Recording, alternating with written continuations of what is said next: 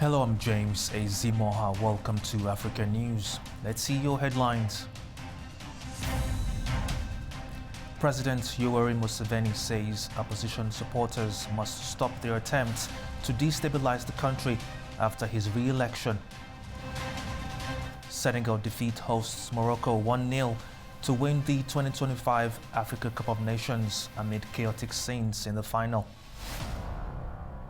And South Africa has declared a national disaster after floods killed dozens and damaged infrastructure.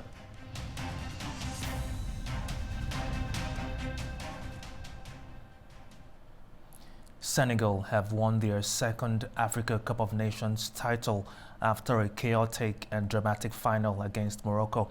Amidst stoppage time penalty, crowd unrest, and a late Senegalese winner sealed a controversial victory that sparked celebrations in Dakar.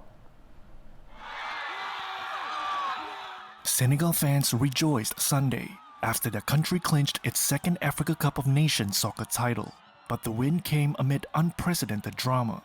In stoppage time and with the score level, a penalty was awarded to Morocco after a video assistant referee check.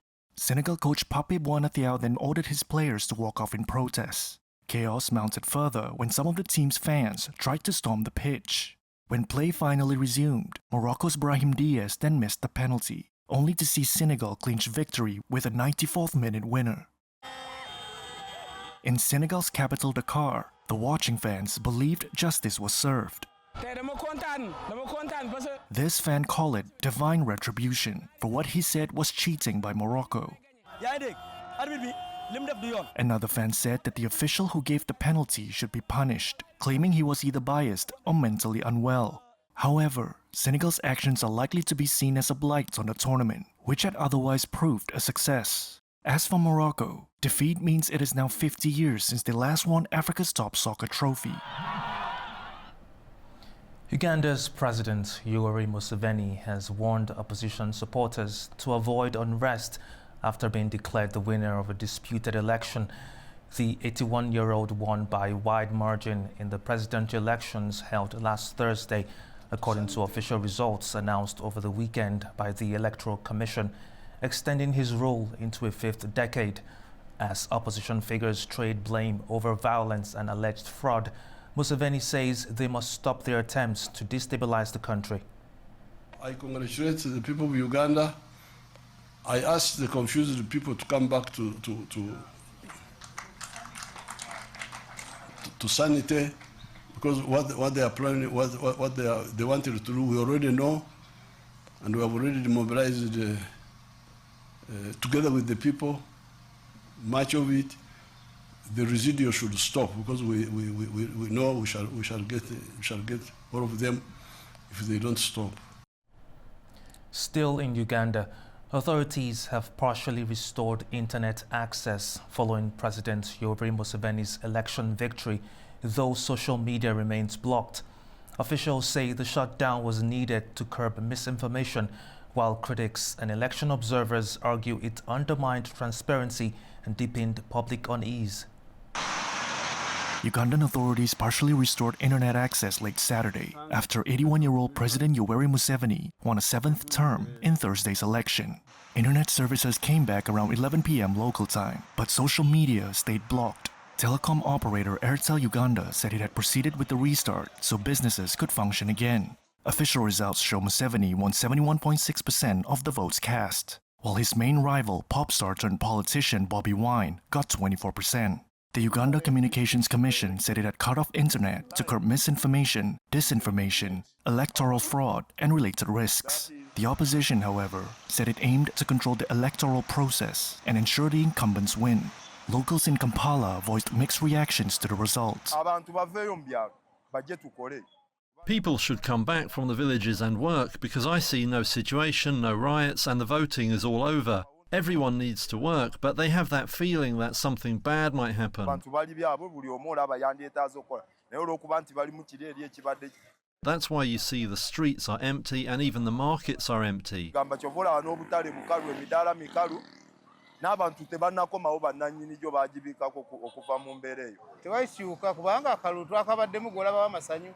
There's no change. We voted, but there's no joy.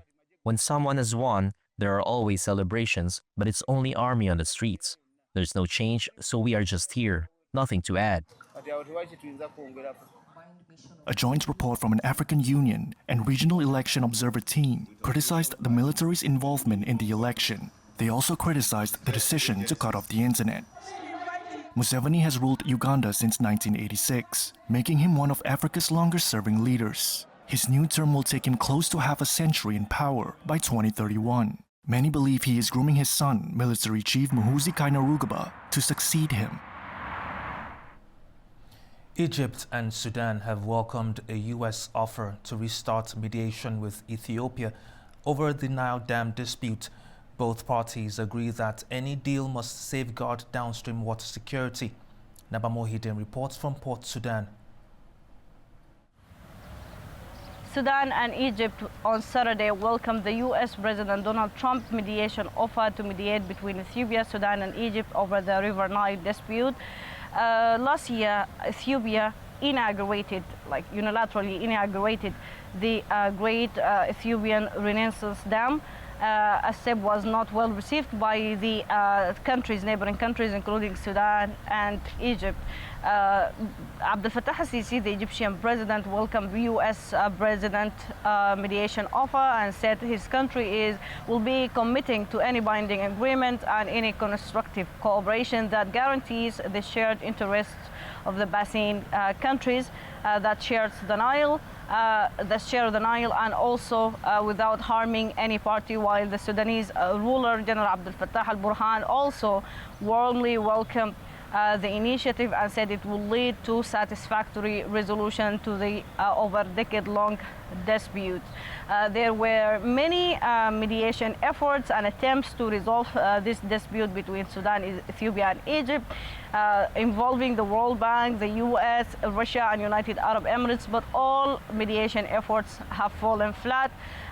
Ethiopia mega dam is the biggest in Africa, and it's set to and aims to generate about more than 5,000 megawatts, which will boost the Ethiopia power generating capacity, of course, but it will affect the basin countries and the downstream countries, including Sudan and Egypt.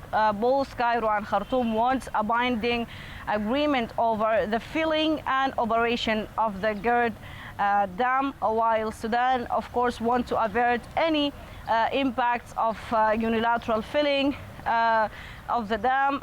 Those impacts were very seen in the last years, including the many years drought on its dams here locally in Sudan. Egypt also is reliant on River Nile. Both countries are reliant on River Nile to have fresh water to their respective populations and also for their agricultural activities. While Sudan and Egypt welcome the step towards the resolution of this dispute, Ethiopia has not yet commented on the Donald Trump's mediation offer. Naba Muhiddin for N News, Port Sudan. Guinea's military leader, Mamadi Doumbouya, has been sworn in as president after winning a landslide election. The inauguration formally ends a 4-year transition following the 2021 coup, though critics question whether the vote marks a genuine return to civilian rule. Thousands gathered on Saturday at the General Lansana Conte Stadium in Guinea's capital, Conakry, to witness a historic moment for the West African country. General Mamadi Doumbouya officially sworn in as the country's new president, marking the end of a 4-year military transition period. Several African leaders attended the ceremony. It was a memorable day for many of his supporters. We have a head of state who is determined to unite the sons and daughters of this nation around a single vision, to see a united Guinea, a prosperous Guinea, a Guinea that evolves with transparency and above all with social justice. We accept the President's offer of reconciliation and call on the Guinean people to work for our country's stability, accept the offer and seek Guinea's best interests. Guinea is our shared heritage. The December 28th vote was the first since Doumbouya deposed the then President Alpha Condé in 2021. It came months after the country adopted a new constitution through a nationwide referendum. The constitution lifted restrictions on military leaders running for office and extended the presidential term from 5 to 7 years, clearing the way for Doumbouya's candidacy. After taking the oath, Doumbouya reaffirmed his commitment to respect the constitution, pledging to govern with integrity, justice and responsibility. He also noted his mandate will include greater involvement of women and young people in the country's development. His supporters believe the country should get behind his program for government. In the coming years, we want to see our country become an emerging, prosperous and united nation. Thanks to God, Guinea will be so beautiful that it will be called the Little Paris of West Africa. Guinea is one of several countries in West and Central Africa to experience a military coup in the past 6 years. All promised a return to civilian rule as soon as conditions were deemed appropriate. Guinea represents, at least on paper, a complete transition following the election. Yet, with the coup leader propelled to power in a landslide, many critics will challenge this assertion. The African Union has approved a plan to coordinate and strengthen mediation efforts to end the conflicts in the east of the Democratic Republic of Congo. The leaders took the decision at a 2-day summit held in Lome, Togo. Chris Ocharimga has more. The African leaders endorsed a mediation framework aimed at ending the conflict in eastern Congo that began in late 2021. They established a joint secretariat to support the former presidents of Botswana, the Central African Republic, Ethiopia, Nigeria, and Kenya to facilitate the peace efforts. The leaders stressed the need to strengthen coordination between regional and international efforts to restore peace in eastern DRC. Fighting between government forces and the M23 rebels has continued in the country's east, despite a peace deal that the US president brokered last year. Qatar has also been mediating talks that have failed to halt the fighting. The M23 rebels, widely reported to be backed by Rwanda, have captured swathes of territory in eastern DRC since late 2021. They accuse the DRC government of marginalizing their Tutsi community and backing a rival militia that has been fighting them. The DRC has denied the accusation and blamed Rwanda for supporting the rebels to plunder its minerals, a charge Rwanda has also denied. The fighting has left thousands of people dead and displaced millions of others. Chris Ochamringa for A News in Kinshasa. Authorities in South Africa have declared a national disaster following persistent rainfall and flooding that have affected the northern parts of the country. More than 30 people have been reported dead in at least 2 provinces, with significant damage to infrastructure. Isaac Lukando has more. South Africa's Disaster Management Centre has declared a national disaster as the government coordinates a nationwide response. Persistent rainfall that has pounded the country since late December has damaged thousands of homes and swept away roads and bridges in northern regions. Rescue operations are still underway, with the army deploying helicopters to assist in evacuating individuals who remain trapped. In recent days, the severity of the floods had forced the closure of the country's famous Kruger National Park, with guests evacuated to safety. In the northern province of Limpopo, reports suggest the damage amounts to nearly $240 million. And it's not just South Africa reeling from devastating weather.